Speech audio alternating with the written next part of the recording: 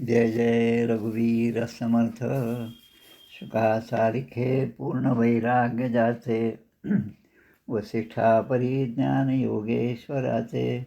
कवी वाल्मिका सारिखा मान्य ऐसा. नमस्कार माझा सद्गुरू रामदासा. श्रीराम मला वाटते अंतरी त्वा वसावे. तुझ्या दासबोधासी त्वा बोध व्हावे. अपत्या परी पाववी प्रेमग्रासा. महाराज या सद्गुरू रामदासा. जय जय रघुवीर समर्थ. शांताकारं भुजगशयनं पद्मनाभं सुरेशं. विश्वाधारं गगनसदृशं मेघवर्णं शुभांगं. लक्ष्मीकान्तं कमलनयनं योगिभिर्ध्यानगम्यं. वन्दे विष्णुं भवभयहरं सर्वलोकैकनाथं. यं ब्रह्मा वरुणेन्द्ररुद्रमरुतस्तुन्वन्ति दिव्यैः स्तवैः वेदैः साङ्गपदक्रमोपनिषदैर्गायन्ति यं सामगाः. ध्यानावस्थिततद्गतेन मनसा पश्यन्ति यं योगिनो.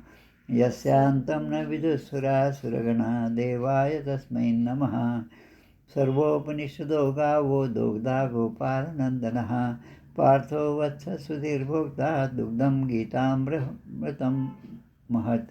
गोपाल कृष्ण भगवान की जय. जय जय रघुवीर समर्थ. कठोपनिषदाच्या आज आपल्या तिसऱ्या भागाला आपण सुरुवात करीत आहोत. सर्वात प्रथम सांगण्यासारखी एक गोष्ट म्हणजे भगवान श्रीकृष्णांचं हे सगळ्यात आवडतं उपनिषद आहे कठोपनिषद. हा एक भाग का आत्ताच आपलं श्रीमद भागवत महापुराणाची व्याख्यानं झाली आणि त्यानंतर अनायासं हा विचार मनात आला कठोपनिषदावर आपण अभ्यास करावा आणि त्याची निवड झाली. आणि मग वाचता वाचता लक्षात आलं की भगवंताचं हे आवडतं उपनिषद आहे. इतर अनेक उपनिषद आहेत जसं ईशावास्य आहे ते एकदम लहान आहे, त्याला फक्त 18 श्लोक आहेत. काही जणांचा जरा जास्त आहेत श्लोक, 34 आहेत. तर या उपनिषदामध्ये श्लोक किंवा आपण मंत्र म्हणूया 119 मंत्र आहेत.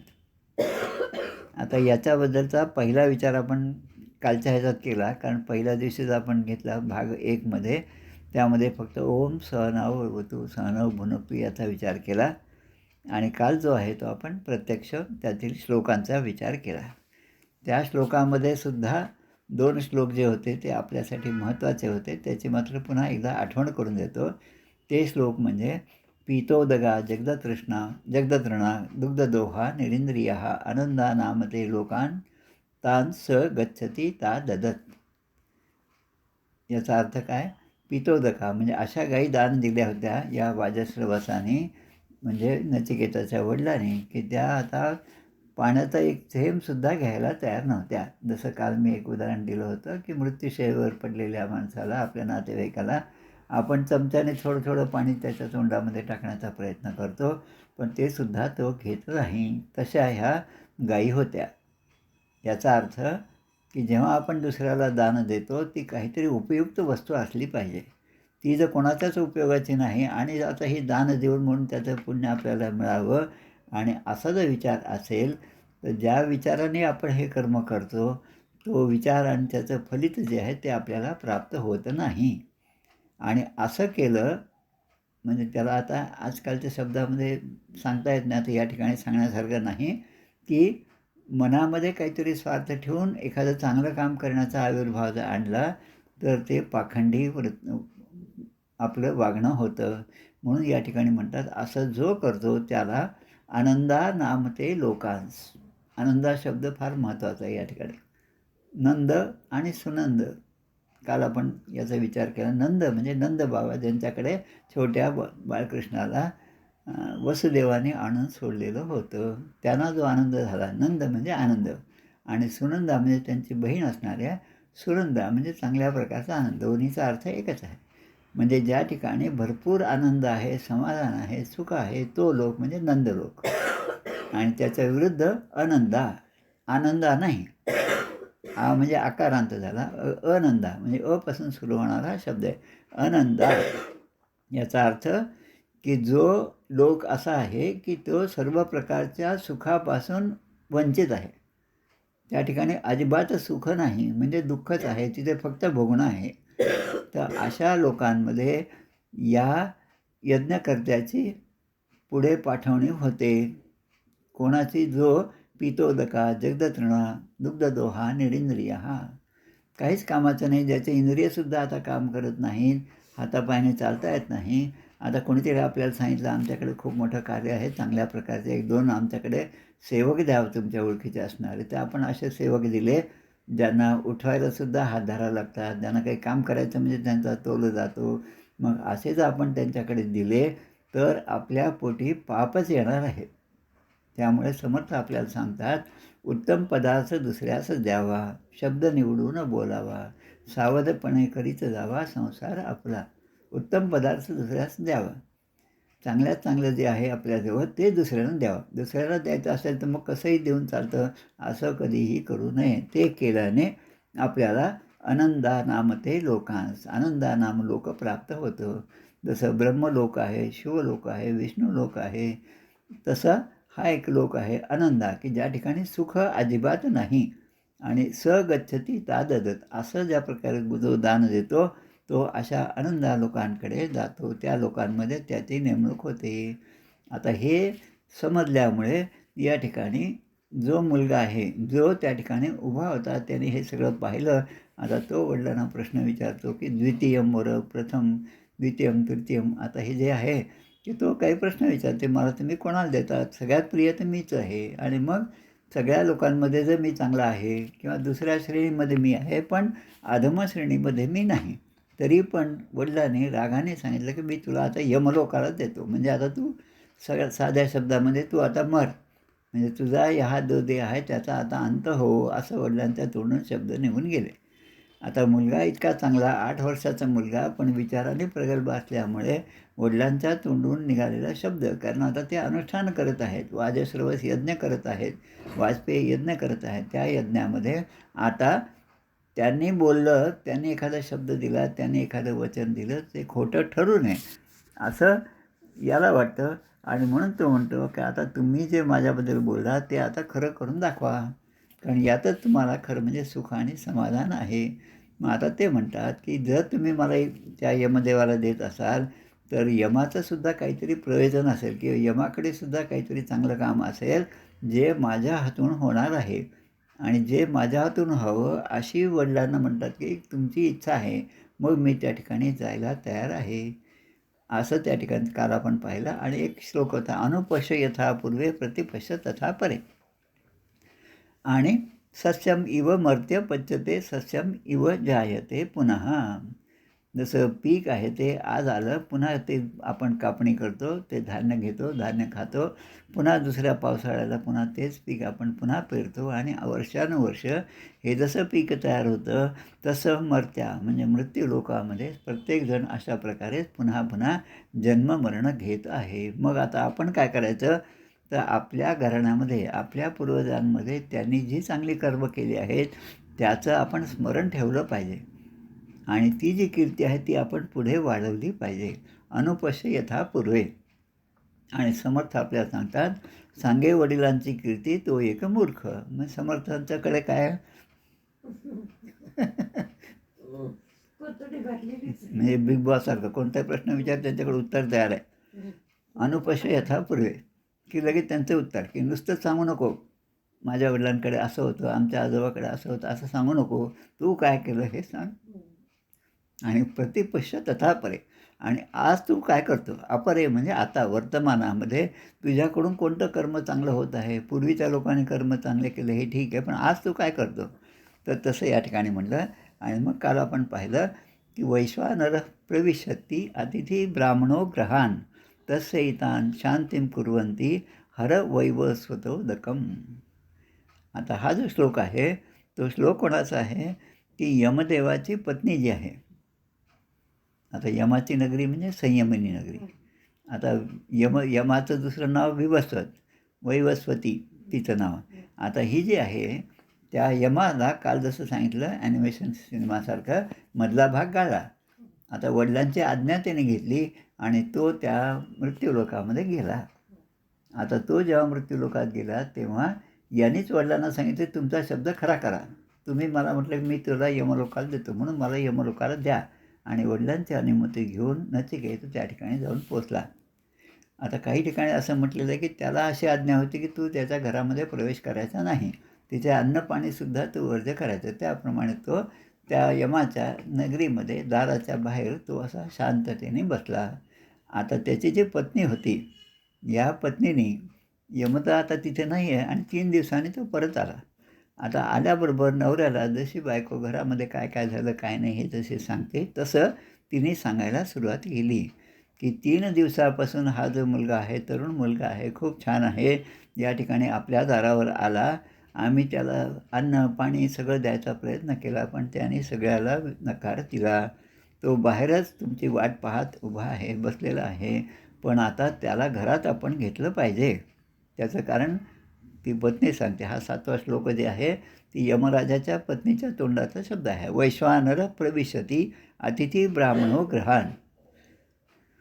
वैश्वानर म्हणजे अग्नी, प्रविशती म्हणजे जेव्हा आपल्या घरामध्ये प्रवेश करतो, अग्नी प्रवेश करतो. म्हणजे असं विचार करा, एक झोपडी आहे, ती अशीच जुने पानं फांद्या वगैरे असं करून तयार केलेली झोपडी आहे आणि त्या झोपडीमध्ये आपण राहत आहोत आणि त्या झोपडीला कुठून तरी आग लागली. आता ही आग लागल्याबरोबर घरात आपण असलो, आपले नातेवाईक सगळे आहेत, मुलं बाळं आहेत, तेव्हा जो कर्ता पुरुष आहे तो काय करेल, आधी जाऊन कुठून तरी पाणी आणेल आणि त्या पाण्याने तो अग्नी शांत करेल. आता असा आपल्याला अनुभव नसला तरी पण या गोष्टीचा आपण विचार करू शकतो. वैश्वानर प्रविशती अतिथी ब्राह्मणो गृहान. त्याप्रमाणे आपल्या संसारामध्ये केव्हाही कधीही कोणी जर बाहेरून आलं तर त्याचं आपण अगदी हात जोडून स्वागत केलं पाहिजे. त्यांना बसायला आसन दिलं पाहिजे. आता आसन म्हणजे सोफा सेट त्यांना दिलं पाहिजे. उन्हाळ्याचे दिवस असते पंखा लावा, नसेल तर मग ते काय AC लावा, काही नसेल तर मग दारं खिडक्या उघडून त्यांना शुद्ध हवा मिळेल अशी योजना तुम्ही करा. आणि दुसरं काय करायचं, कारण तो ब्राह्मण जो आलेला आहे तो वैश्वानर रूपाने आपल्या घरामध्ये प्रवेश करतो. वैश्वानर म्हणजे त्या झोपडीला जशी आग लागली तर ती आग शांती करण्यासाठी आपल्याला पाणी टाकावं लागतं त्यावर, म्हणजे ती आग शांत होते. त्यामुळे असा जो ब्राह्मण आपल्या घरी येतो, अतिथी म्हणजे जो तिथी न सांगता येतो, म्हणजे ज्याचा येण्याचं आपल्याला माहीत नाही आणि एकदम समोरदत्त म्हणून उभा राहतो, तो जर आपल्याकडे आला तर तो वैश्वानराच्या रूपाने आलेला ब्राह्मण आहे. त्यामुळे तस्यैतां शांती कुर्वन्ती. आता त्याचं मन शांत करण्यासाठी वैवस्वतोदकं हर. आता ती नवऱ्याला सांगते, यमराजाला सांगते, आता तुम्ही त्याला चांगल्या प्रकारचं पाणी, शुद्ध पाणी हे नेऊन त्याला द्या आणि ते पाणी पिल्यामुळे तो जरा शांत होईल. उन्हाळ्यामध्ये पहा 1-2 तास पाणी नाही पिलं की आपली जशी तगमग होती तसा प्रकारे त्या अग्नी जो आहे, गीतेमध्ये सुद्धा 15व्या अध्यायामध्ये श्लोक येतो, अहम वैश्वानरो भूत्वा प्राणिनाम देहम आश्रितः प्राणापान समायुक्त पचाम्यन्नम चतुर्विधम. मी प्राणी सगळ्यांच्या अंतर्यामी मी आहे आणि अग्नीच्या रूपाने आहे. आणि म्हणून भीमाचं एक नाव वृकोदर आहे. वृकोदर म्हणजे ज्याच्या पोटामध्ये वृक म्हणजे अशा प्रकारचा अग्नी आहे की जो नेहमी प्रज्वलित असतो, जो नेहमी काहीतरी मागत असतो. त्याला आपण आपल्या भाषेमध्ये, रोजच्या भाषेमध्ये खादाड म्हणतो आपण, की ज्याला किती दिलं तरी कमी पडतं. पण इथे गाई असं दिलं की त्यांना आता पाणी दिलं तरी त्या नको म्हणतात. पण हे पाप आपल्या वडिलांकडून होतं आणि म्हणून तो यमकडे हा स्वतः गेला वडिलांची आज्ञा घेऊन. आता त्याला पत्नीने सांगितलं की तुम्ही त्याच्यासाठी पाणी घेऊन जा. वैवस्वतोदकं हर. हर म्हणजे पाणी घेऊन जा आणि त्याचा जो राग आहे, वैश्वानर जे आहे, जो अग्नी आहे तो शांत करा. आता असं म्हणल्यानंतर त्या ठिकाणी आता 2 गोष्टी दिल्या. आता 8व्या श्लोकाला आपण सुरुवात करत आहोत.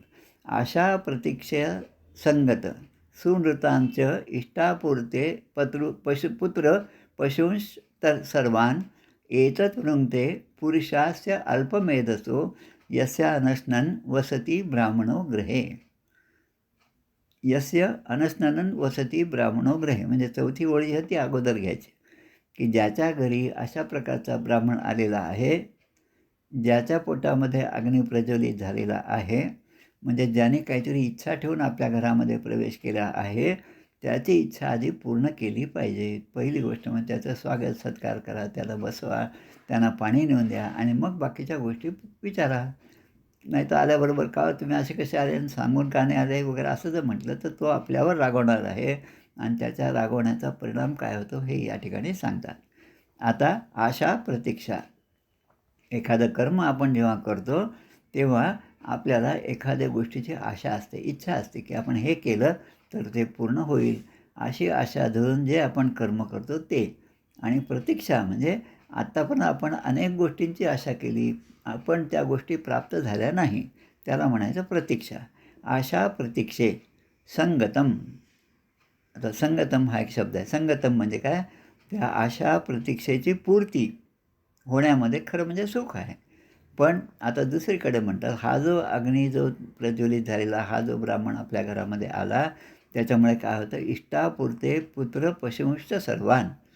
तो काय करतो, की त्याला राग आल्यामुळे म्हणजे आपला सत्कार नाही झाला, आदर सत्कार नाही, साधं पाणीसुद्धा नाही दिलं, असं जसं आपल्या आजच्या संसारामध्ये आलेल्या अतिथीला वाटतं, तसं या ठिकाणी झालं, की कारण हा अतिथी म्हणून आपल्याकडे आला आहे, यमराजाच्या दरबारी आलेला आहे, पण त्याचा आपण कुठलाच सत्कार केला नाही.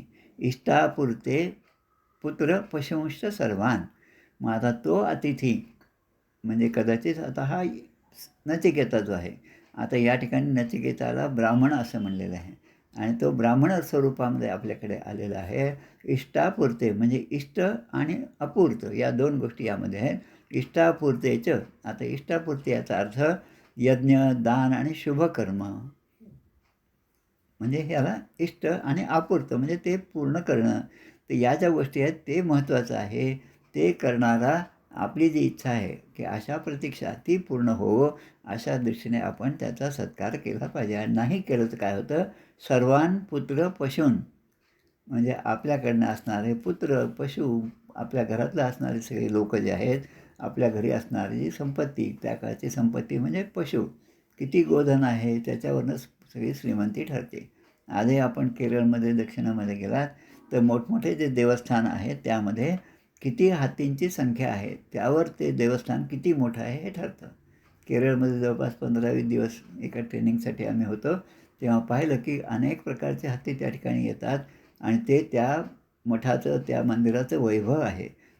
तसं या ठिकाणी जे पशु आहेत, या अतिथीच्या क्रोधामुळे ते पशु असो किंवा आपल्या घरातली पुत्र-पौत्र असो, हे जे आहेत ते उरुंगते. उरुंगते शब्दाचा अर्थ ते सगळे नष्ट होतात. कशामुळे? त्या अतिथीचा सत्कार न केल्यामुळे. आणि म्हणून अतिथीचा सत्कार हा करणं अत्यंत महत्त्वाचं आहे. म्हणून आपण म्हणतो अतिथी देवो भव. अतिथीला मातृदेवो भव, पितृदेवो भव आणि अतिथी देवो भव. तर अतिथीचा आपण सत्कार केला पाहिजे. आता यामध्ये चांगल्या गोष्टी काय आहेत ज्या आपण अतिथीसाठी करू शकतो, याचं या ठिकाणी एक छान प्रकारे उदाहरण दिलेलं आहे, की यज्ञ, दान हे सगळे इष्टकर्म आहे. आता दान करणं, आता दान कशा प्रकारचं आहे ते दिलं त्यांनी, की आता पूर्वी काळचं आहे, की यामध्ये एखाद्या गावामध्ये पाण्याचं दुर्भिक्ष असेल, तर त्या गावामध्ये पाणी निर्माण करणं, पाण्याची सोय करणं, हे सुद्धा इष्टापुरती आहे. त्यामुळे तिथले जे ब्राह्मण आहेत, तिथले जे याज्ञिक आहेत, त्यांचं जे इच्छित कर्म आहे, यज्ञ, याग जे आहे, ते चांगल्या प्रकारे सुरू राहावं आणि म्हणून आपण त्या ठिकाणी विहीर खोदली पाहिजे, तलावाची बांधणी केली पाहिजे. हे या ठिकाणी आपल्याला तो घेण्यासारखा धडा आहे. आता आमचे पंजोबा सांगण्यासारखं, कारण आता पूर्वीच झालं, की आपलं यथापूर्वे म्हणजे पूर्वीचे आपले पूर्वज आणि अपरे म्हणजे आता आपण काय करतो आहोत ह्याचा आपण विचार करत आहोत. त्या दृष्टीने हे उदाहरण मी मुद्दाम देत आहे, की आमचे पंजोबा, वडील, आजोबा आणि पंजोबा ते तहसीलदार होते त्या काळामध्ये. पुष्कळ 100-150 वर्षापूर्वीचा काळ आहे. त्यांनी एका गावाला पाण्याचं दुर्भिक्ष असल्यामुळे तिथे तलाव बांधला. आता त्या काळामध्ये ते तहसीलदार होते. मुसलमानांचं शासन होतं, नंतर इंग्रजांचं आलं. पण त्या काळामध्ये त्यांना काही असा दरबारी काही असा कागदपत्र मिळाले नाही, तुम्हाला हे परमिशन दिली आहे म्हणून. तरी पण त्याच्या विरुद्ध जाऊन त्यांनी तलावाचं बांधकाम केलं आणि त्या तलावाच्या बांधकामाचा सगळा हिशोब आपल्याजवळ ठेवला. पण जेव्हा चौकशी सुरू झाली तेव्हा त्याने ही सगळे कागद राजदरबारी सादर केली आणि स्वतःची नोकरी त्याचा त्याग केला तहसीलदाराचा. आज आज त्या गावामध्ये जेव्हा मी गेलो, त्या गावाचं नाव आहे वानोळ. वानोळ म्हणजे ज्या ठिकाणी वाल्मिकी ऋषींनी तप केलं. वानवळ म्हणजे तिथे वारूळ, तेलुगू भाषेमध्ये वानवळ म्हणजे वारूळ.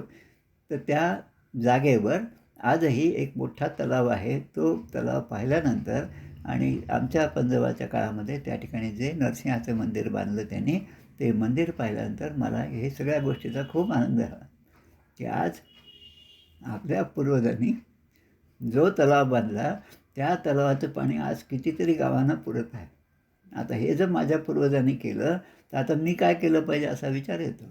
आता फक्त हे म्हणजे मी केलं म्हणून सांगण्यासाठी नाही, पण या सगळ्या गोष्टीचा अर्थ आपण कसा घ्यायचा. आता आम्ही जिथे सुधीर कॉलनीमध्ये होतो, भाड्याचं घर होतं, पाण्याची सोय नव्हती. मग हापशी खणली, मग पाणी आलं, त्याचं पाणी नळ. मग आता याचा खर्च मालकाने सांगितला, खर्च काय झालं ते सांगा, आम्ही देतो. म्हटलं नाही नाही, आम्ही काही खर्च घेणार नाही, आमच्या पूर्वजापासून हेच काम आम्ही करत आलो आहोत. त्यामुळे त्यांचा खर्च न घेता ती हापशी तिथेच आहे. आजही त्या नळाला भरपूर पाणी येतं. पुढे मुलांनी दवाखाना काढला, तो दवाखाना भाड्याच्या घरात होता, तिथे पण हापशीची सोय नव्हती. मग त्यांनी सगळंच हापशी स्वतःच्या खर्चाने केली.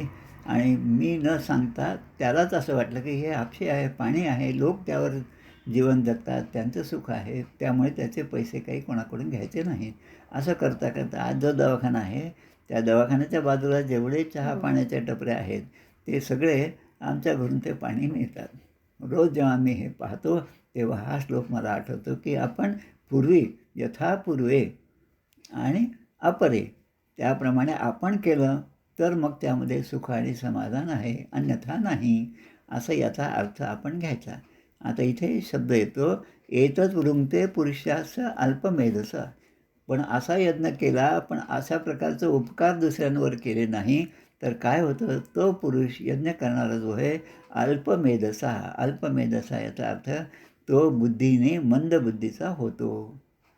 मंदबुद्धीचा पुरुष होतो. म्हणजे त्यांनी सगळं केलं, पण त्यामध्ये तो चुकलेला आहे आणि म्हणून तो मंदबुद्धीचा होतो.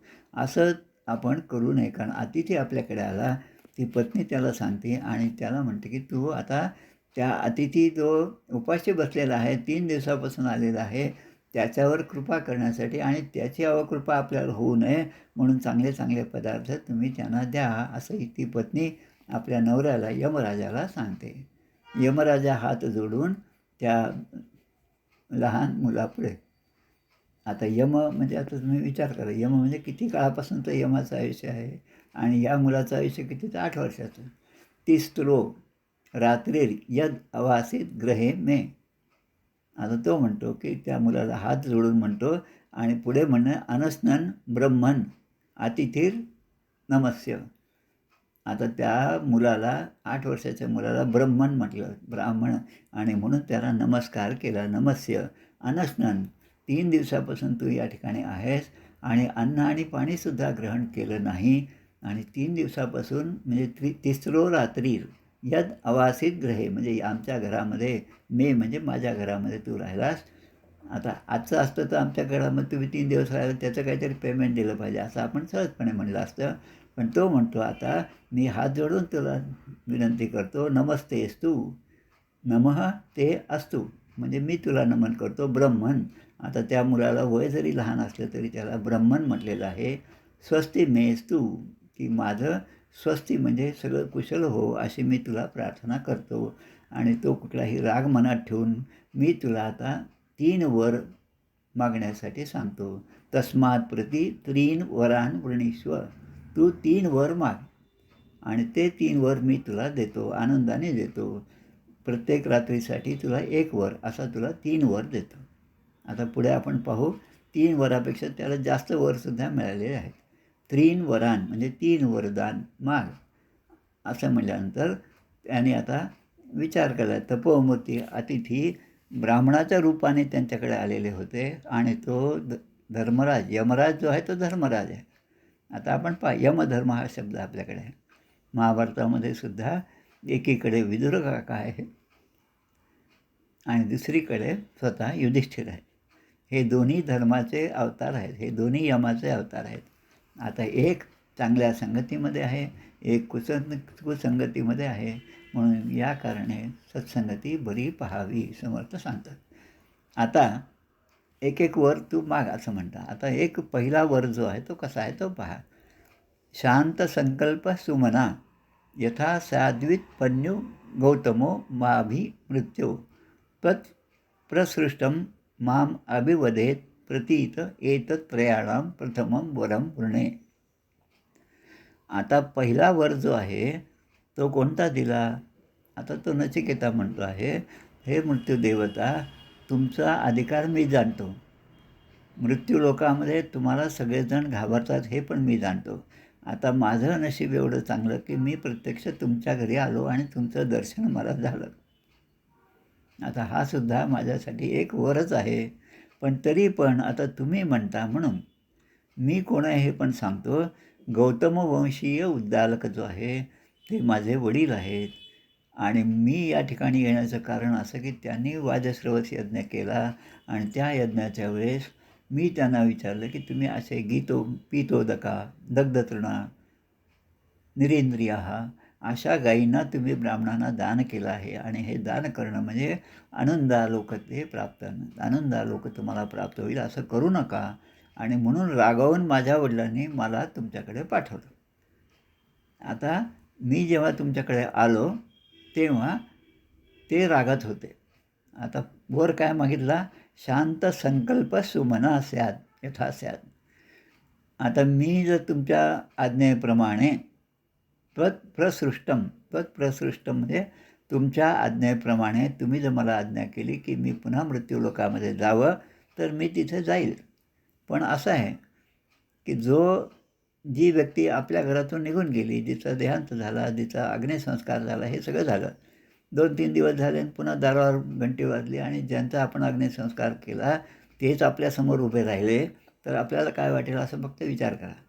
आपण काय म्हणून पहिली शंका आपल्याला काय येते, काय त्यांचं भूतभीत आलं का काय.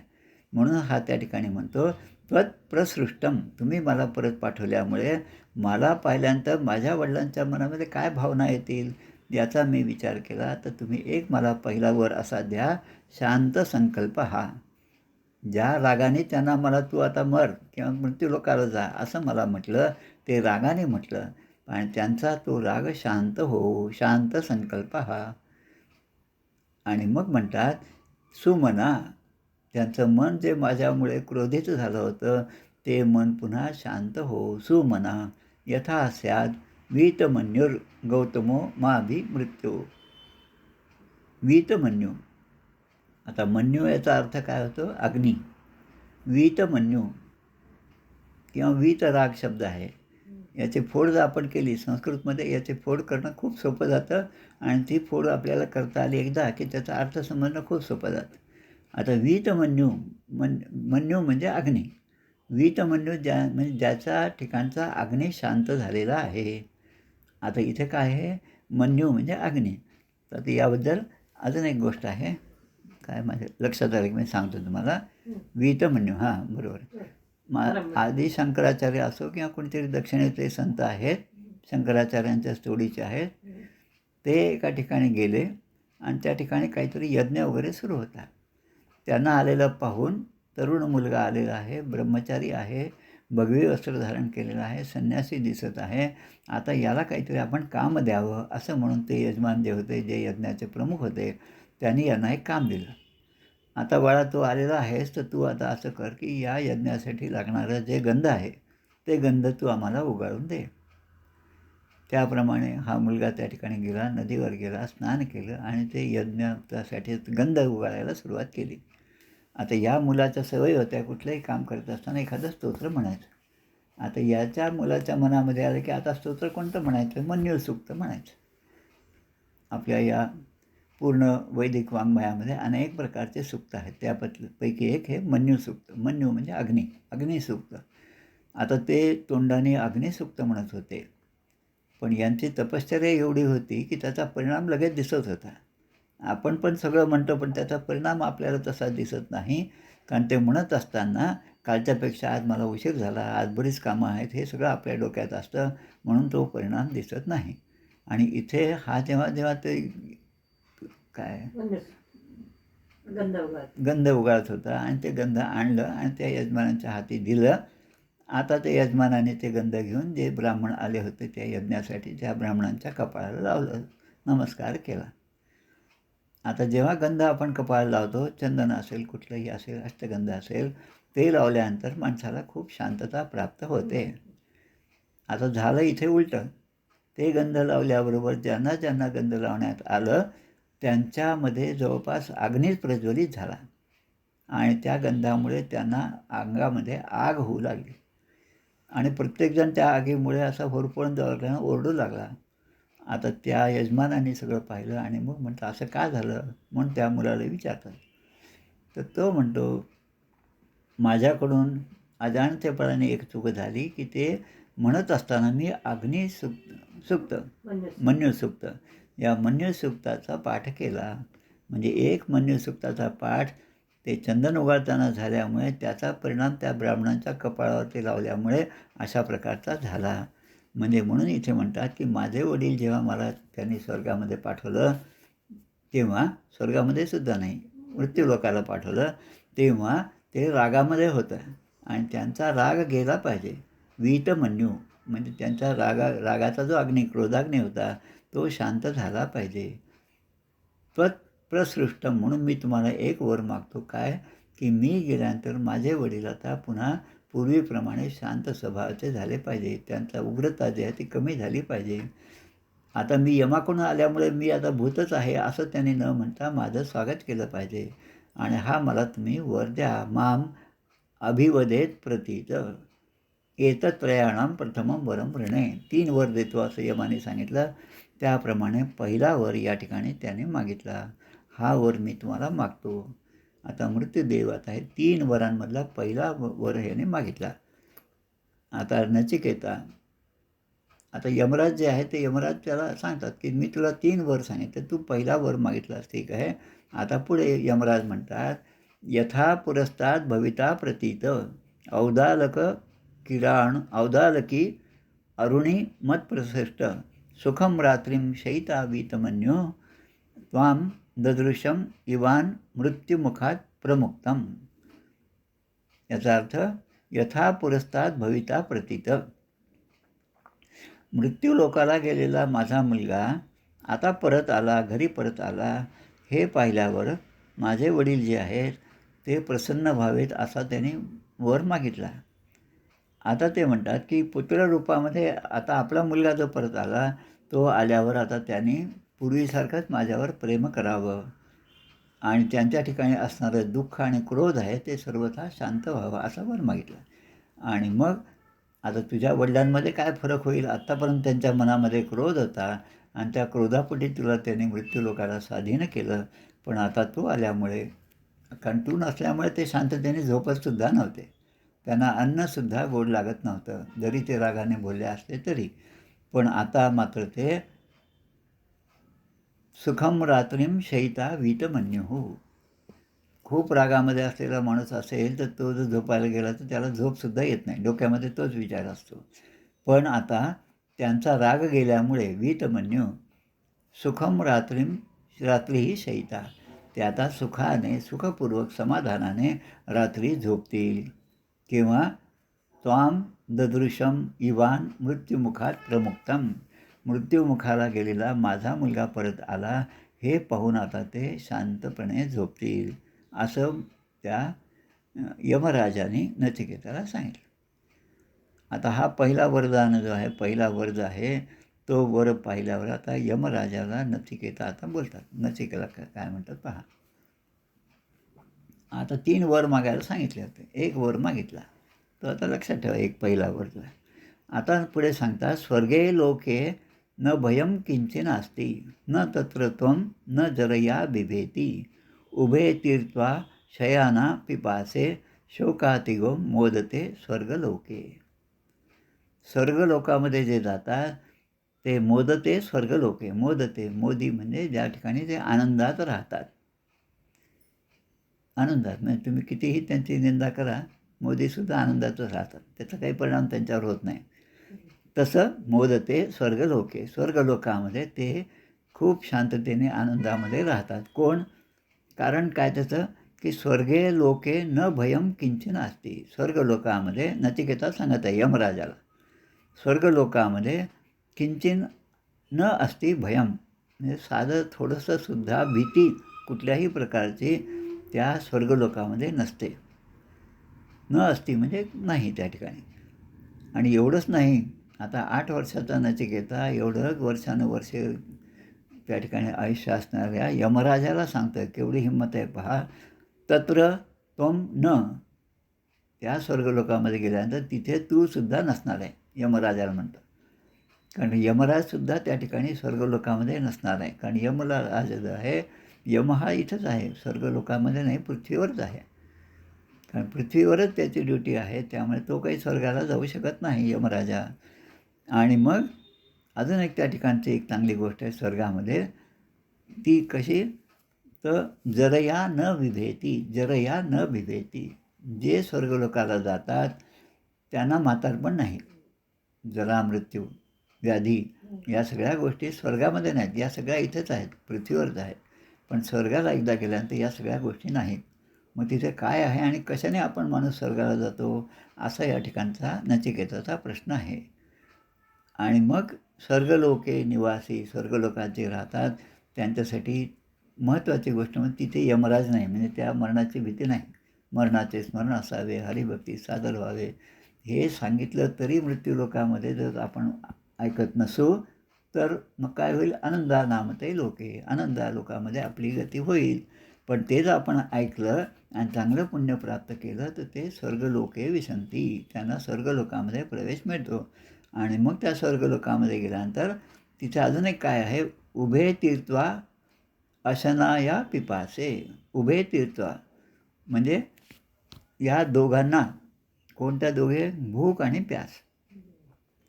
जोपर्यंत जीव आहे, पंचभौतिक जीव आहे, तोपर्यंत भूक आणि प्यास, म्हणजे भूक लागते आणि तहान लागते. हे दोन जिवंत असण्याचे लक्षण आहे. भूक लागणं म्हणजे वैश्वानर, तहान लागणं त्या आगीला शांत करण्यासाठी पाण्याची आवश्यकता असणे. दासबोधामध्ये खूप छान प्रकारे अशा ओव्या आहेत. शेवटी येतात त्या ओव्या. रात्री झोपेमध्ये असतो, मग झोपेमध्ये जाग येते आणि मग झोपेतच उठतो आणि जाऊन पाणी प्यायला सुरुवात करतो. भूक लागलेली असते, मग बायकोला रागाने म्हणतो लवकर वाढ, लवकर वाढ, आणि तिने वाढल्यावर म्हणतो की अरे काय एवढं मीठ टाकलं काय, मला काय मारायचं का काय तुला, म्हणजे राग वगैरे हे सगळं त्या ठिकाणी व्यक्त होतं. म्हणून कशामुळे, भूक आणि तहान. आता भूक आणि तहान, अशना या पिपासे, हे दोन्हीसुद्धा त्या ठिकाणी नष्ट होतात. आणि शोकादिगो, शोकादिगो म्हणजे शोकसुद्धा, म्हणजे कुठल्याही प्रकारचं दुःख हे सुद्धा त्या ठिकाणी नसतं. मग काय असतं, मोदते आनंद भोग, म्हणजे फक्त आनंदाचा भोग. याचा अर्थ काय माहिती का, साध्या आपल्या शब्दामध्ये, माझ्या अकाउंटमध्ये कोणीतरी हजारो रुपये, कोटी रुपये आणून टाकले आणि ते मला मेसेज आला. आता तो आल्यानंतर मग माझ्याकडे कोणतं काम राहतं, पुन्हा काही नोकरी करायचं काम नाही, पुन्हा काही कोणी सेवा करायचं काम नाही, पुन्हा काही सत्कर्म करायचं काम नाही. एवढे पैसे आता आनंदाने त्याचा उपभोग घ्यायचा. आणि इतके पैसे असल्यामुळे ते संपेपर्यंत मला काही काळजीच नाही ना. तर तशी अवस्था या लोकांची होती, जे स्वर्गलोकामध्ये जातात.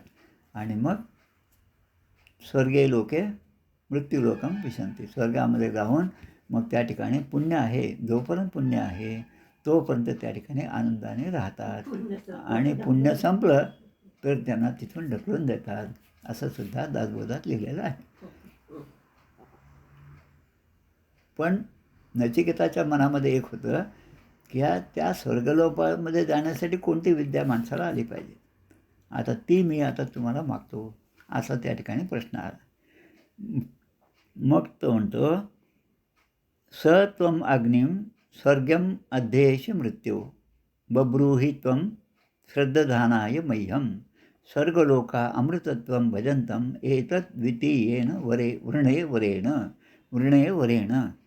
म्हणजे हा मी दुसरा वर तुम्हाला मागतो. एतत् द्वितीयेन, तृतीया विभक्ती आहे, द्वितीयेन. तर मी हा वर तुम्हाला मागतो. कशाचा, मृत्यूलोकाला, त्या मृत्यूदेवतेला वर मागतो. सहा त्वं, की वे आप, म्हणजे तुम्हीसुद्धा. कारण या स्वर्गलोकामध्ये जाण्यासाठी जी पात्रता पाहिजे, ती पात्रता देण्यासाठी तुम्ही खरं म्हणजे काय म्हणतात त्याला अधिकारी आहात. कारण ते साधनं जे आहे ते अग्निविद्या हे साधन आहे आणि ती अग्निविद्या मला तुम्ही शिकवा. आणि अध्येशी शब्द आहे. स्वर्गम अध्येशी मृत्योः. अध्येशी म्हणजे ती विद्या तुम्ही जाणता. स्वर्गलोक प्राप्ती करण्यासाठी जी विद्या पाहिजे, अग्निविद्या पाहिजे, ती तुम्ही जाणता. हे मी जाणतो. हे मला माहिती आहे. असा 8 वर्षाचा मुलगा यमराजाला सांगतो. मह्यम, आता ती विद्या तुम्ही मला शिकवा. कसंही आता याने 3 वर मागितले. पहिल्या वरामध्ये म्हटलं मी गेल्यानंतर माझ्या वडिलांनी कुठलाही क्रोध माझ्यावर करू नये आणि मी नसल्यामुळे ते खूप क्रोधी होते, शांततेने झोपतसुद्धा नव्हते. हा परिणाम त्यांचा निघून जावा आणि स्वर्गलोकातून मृत्यूलोकातून मी आलो म्हणून माझ्याकडे पाहून त्यांनी कुठल्याही प्रकारची भीती न बाळगता पूर्वी ते माझ्यावर जसे प्रसन्न होते, प्रेम करत होते, तसं त्यांनी माझ्यावर प्रेम करावं, असा पहिला वर. आता दुसरा वर, तुम्ही आता मला त्या स्वर्गलोकाकडे जाण्यासाठी जी उपयुक्त अशी विद्या आहे आणि जी विद्या फक्त तुम्हालाच माहीत आहे, ती यमराजाला म्हणतात की तुम्ही ती विद्या मला समजावून सांगावी. कारण ती विद्या प्राप्त केल्यानंतर अमरतत्वाला मी प्राप्त होईल. द्वितीयेन वरेण, द्वितीय वर, दुसरा वर जो आहे तो मी अशा प्रकारे मागतो, असं त्या ठिकाणी म्हणतात. आता ती अग्निविद्या कशी प्राप्त व्हायची, आता त्याचा उपदेश तुम्ही मला करा की जे मिळाल्यानंतर त्या स्वर्गामध्ये जाऊन अमृतत्वाला मी प्राप्त करेन, देवत्वला प्राप्त करेन, देवत्वसुद्धा मला प्राप्त होईल. आता पुन्हा आपण आपल्या ग्रंथराजात किंवा आपल्या ह्याच्यात येऊ आपण भागवतामध्ये. जेव्हा पहिल्यांदा नैमिषारण्यामध्ये भागवत सुरू होतं आणि ते भागवत सांगत होते, त्या ठिकाणी देवसुद्धा आले त्या ठिकाणी. आता देव का आले? त्यांच्याजवळ अमृतत्व होतं, अमृत आहे त्यांच्याकडे. आता ते देव अमृत कुंभ घेऊन त्या ठिकाणी आले आणि ते म्हणतात की या परीक्षित राजाला मृत्यू आहे. आता या मृत्यूला जिंकायचं असेल तर त्याच्यासाठी अमृत आमच्याजवळ आहे. ते म्हणतात तुम्ही हे अमृत त्यांना द्या आणि आम्हाला ही जी कथा आहे श्रीमद भागवत रसकथा, ही कथा आम्हाला द्या. आणि मग तेव्हा ते देवांनासुद्धा नकारतात. कारण काय, कुठे काच आणि कुठे मणी, साधी काच कुठे आणि हिरे माणकं मोती कुठे, ही मी तुम्हाला देऊ शकत नाही. त्यामुळे देवांनासुद्धा परत जावं लागलं. कारण सत्कर्म जे आहे हे या मृत्यूलोकामध्येच होऊ शकतं. स्वर्गलोकामध्ये गेल्यानंतर सत्कर्म हा शब्दच नाही. फक्त जे पुण्य आहे, जे बॅलन्स आहे अकाउंटमध्ये, ते फक्त खर्च करणं एवढीच एक गोष्ट आहे. तिथे पुन्हा उपासना, नैवेद्य वगैरे काहीच नाही आणि मृत्यूची तर भीतीसुद्धा नाही, असं ते. आता ते ब्रवीमि तदुमे निवेद स्वर्गम अग्निम नचिकेत प्रजानन अनंतलोकम आप्तिमथो प्रतिष्ठां विद्धी त्वमेतं निहितं गुहायाम. आता नचिकेताला यमराजा सांगतात की स्वर्गम अग्निम, या स्वर्गलोकाला प्राप्त करण्याची जी अग्निविद्या आहे ती तर चांगल्या प्रकारे मी जाणणार आहे, हे मी सुद्धा जाणतोस आणि तू सुद्धा जाणतोस. तुझी वय जरी तुझं कमी असलं तरी तुझं ज्ञान खूप आहे, अगाध आहे. कारण या गोष्टी चांगल्या चांगल्या लोकांनासुद्धा माहीत नाहीत. ते ब्रवीमी आणि म्हणून ते चांगल्या प्रकारे मी तुला समजावून सांगू शकतो. तत् उ मे निबोध. आता ती विद्या जी आहे ती तू माझ्याकडे, तत् उ मे निबोध, ती माझ्याकडून तू चांगल्या प्रकारे समजून घे. कोणती विद्या? अग्निविद्या. त्वम एतत्, ती ही विद्या मी तुला जेव्हा सांगेल तेव्हा तू सुद्धा अविनाशी लोकाची प्राप्ती होणारं तू करून घेशील आणि आधार स्वरूपात जी आहे ती विद्या मी तुला देईल.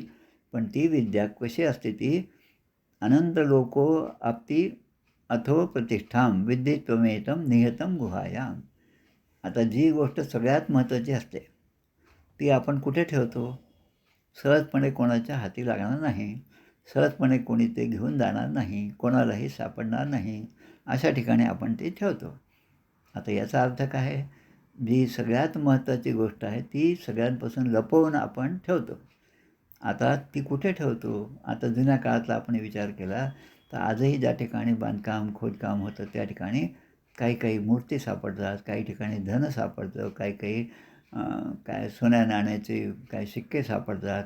हे कशामुळे? की दुसऱ्याच्या लोकांच्या हातात लागू नये म्हणून ते जमिनीत पुरले जातात. तसं ही जी विद्या आहे ती मी गुहायाम निहितम, ती जी बुद्धी आहे त्या अग्निविद्येची, ती गुहेमध्ये मी लपवून ठेवली आहे. आता गुहा म्हणजे कोणती? हृदयाकाश. अगदी महत्त्वाची गोष्ट जी ती हृदयाकाशामध्ये मी अगदी सुरक्षित अशी ठेवलेली आहे. आता जो आपल्या अगदी जवळचा असेल, जो अधिकारी असेल, त्यालाच अशा गोष्टी आपण सांगतो. गुप्त गोष्टी, गुज गोष्टी ज्या आहेत ते गुज आपण कोणाला सांगतो? ज्याच्यावर आपला भरोसा आहे. नेहमी विनोदाने सांगतात, बायका सांगतात एक दुसऱ्याला, मी सांगतो पण तू दुसऱ्याला कोणाला सांगू नको, असं म्हणून ती बाई एका बाईला सांगते. पुन्हा 2 तास झाले की ती दुसऱ्या बाईला सांगते आणि हळूहळू ज्यांना सांगितलं तीच बाई पुन्हा येऊन या पहिल्या बाईला सांगते, अगं मी तर तुला सांगितलं होतं कोणाला सांगू नको, पण माझ्या कुठे ते लक्षात राहिलं, माझ्या काही पोटात हे राहत नाही. हे जसं आहे तसं पण इथे गुहायाम निहितम, बुद्धिरूपी गुफेमध्ये मी ती विद्या जपून ठेवलेली आहे आणि विलासरहित लोकांची प्राप्ती करणारी ही विद्या मी तुला सांगतो. पण विद्वानांना ही विद्या, कारण ते विद्वान आहेत, पण ती विद्या मला जर तुला द्यायची असेल तर खरा तू विद्वान आहेस की नाही हे मला पाहून घ्यावं लागेल. आणि म्हणून यमराजा नचिकेताची परीक्षा पाहतात. आता ती परीक्षा कशी पाहतात? की ज्याला आपण इतकं जवळचं समजतो, 4 प्रकारच्या मुक्ती आहेत पहा. सलोकता, समीपता, सायोज्यता, स्वरूपता आणि सायोज्यता. शेवटची मुक्ती सायोज्यता. आता याचा चारीचा अर्थ लक्षात घ्या. म्हणजे आपले अधिकार आपण कसे कसे देतो. सलोकता, खूप माझं पंढरपूरवर प्रेम आहे, पांडुरंगावर प्रेम आहे आणि म्हणून मी आता शेवटच्या दिवसांमध्ये पंढरपूरमध्ये जाऊन राहतो, त्याला म्हणायचं सलोकता. आता माझं अनुष्ठान चालू आहे, सगळं चालू आहे, पण मनामध्ये अजूनही काही काही गोष्टी शंका कुशंका आहेत. सलोकता म्हणजे तिचं जाऊन राहिलो हे ठीक आहे, पण आता काय अडचण काय आली? समीपता. पंढरपुरामध्ये प्लॉट घेतला, घर बांधलं, सगळं केलं, पण काय ते मंदिर खूपच लांब आहे, जाणंच होत नाही आमचं. मग आता दुसरा काय उपाय आहे त्यासाठी? समीपता. आता असं घर पाहिजे की त्या मंदिराच्या जवळ असेल, समीपता. मग तिथे गेल्यानंतर समीपता, जवळ गेल्यानंतर आता भगवंताचं दर्शन मला दिवसातून केव्हाही घेता येतं. हा आनंद आहे. आता हा आनंदसुद्धा किती दिवस टिकेल याचाही भरोसा नाही. आणि म्हणून पहिल्या 3 मुक्ती ज्या आहेत त्या नाशवान आहेत. आणि मग त्या समीपताच्या नंतर येतं स्वरूपता. स्वरूपता म्हणजे आता त्याचं स्वरूपच. आता भगवंताचं स्वरूप कसं आहे? जय विजयाच्या वरून लक्षात घ्या. जय विजय हे 4ही हात असणारे, चतुर्भुजा असणारे, सगळ्या गोष्टी त्यांच्याजवळ भगवंतासारख्याच आहेत. मग काय त्यांच्याकडे कमी आहे? श्रीवत्सलांछन नाही, कौस्तुभमणी नाही आणि त्यांच्याजवळ लक्ष्मी नाही. या 3 गोष्टी भगवंतानी आपलं पेटंट म्हणून फक्त आपल्याजवळ ठेवलं. या कोणालाही तो देत नाही, बाकी सगळं देईल. आता जेव्हा एखादा नौकर त्या मालकाकडे नोकरी करत असताना तो विश्वसनीय होतो, मग त्याला आता घरात कुठेही वावर असतो, तो मालकाच्या कुठेही जाऊन बोलू शकतो, केव्हाही बोलू शकतो, इतकं ते समीपता झाली. आणि स्वरूपता, आता एखाद्यास मालक नसेल तर त्याचे व्यवहार करण्याचा अधिकार त्याला प्राप्त होतो. मालक नसेल, काही पैशाची गरज पडले, बँकेत जाऊन ते सगळे पैसे पण काढतो, हे सगळं करतो. पण सायोज्यता म्हणजे आता मालक आणि हा एकच. राम आणि दास दोघे पहुळले रामी, हेही बोलावया दुजा नुरेच ते धामी. ज्या रामाचं दर्शन घेण्यासाठी आपण जातो, तो राम आणि मी हे दोघे एकच आहोत. मग रामाचं शयन, रामाची झोप, रामाची निद्रा आणि त्या निद्रेमध्ये मी स्वतःला विलीन करून घेणं, म्हणजे त्याच्या स्वरूपाशी मी एकरूप होणं, ती म्हणते स्वरूपता मुक्ती. आता या ठिकाणी असे अधिकार असेल तर या गोष्टी त्याला देता येतात आणि म्हणून भगवंत सगळ्यांना आधी दूर ठेवतो. ते दूर ठेवण्यासाठी माया निर्माण केली, त्या मायेमध्ये गुरफटण्यासाठी त्यामध्ये प्रलोभन निर्माण केलं आणि यातून जो कोणी सुटून आला तो थोडासा भगवंताच्या जवळ जाऊ शकतो. आणि मग आता यमराज आता या ठिकाणी हे पाहत आहे की आता याला एवढी सगळी मला विद्या द्यायची आहे, जी मी आत्तापर्यंत माझ्या बुद्धिरूपी गुहेमध्ये साठवून ठेवली होती. मग त्याचा हा योग्य आहे की नाही याचा विचार जो आहे तो आपण आता पुढच्या प्रवचनामध्ये पाहू, पुढच्या शुक्रवार आणि शनिवारी पाहू. खूप चांगलं असं उपनिषद आहे. आणि काय होतं की अशा गोष्टी वाचत असताना दासबोध मनामध्ये ठेवला की समर्थ तर आपल्याला समजून सांगतात, अरे हे जे इथे सांगितलं आहे मृत्यूलोकामध्ये, मरे एक त्याचा दुधा शोक आहे, अकस्मात तोही पुढे जात आहे, पुरे नाजनी लोभ रे क्षोभ त्याते. मग कशामुळे जन्म होतो, कशामुळे मृत्यू होतो, आणि हा मृत्यू लोकाला गेलेला नचिकेता पुन्हा कसा आला, का आला, हे सगळे जे आहे याची उत्तरं आपल्याला अशा वेदांताच्या वाङ्मयामध्ये, ग्रंथामध्ये सहजपणे पाहायला मिळतात. तर आपण आज या ठिकाणी थांबूया. आता पुढच्या वेळेस आपण 15व्या श्लोकापासून पुढचा विचार करूया. गोपाळ कृष्ण भगवान की जय. जय जय रघुवीर समर्थ. श्रीराम जय राम, जय जय राम. थांबूया. जय श्रीराम, जय जय रघुवीर समर्थ. श्रीराम.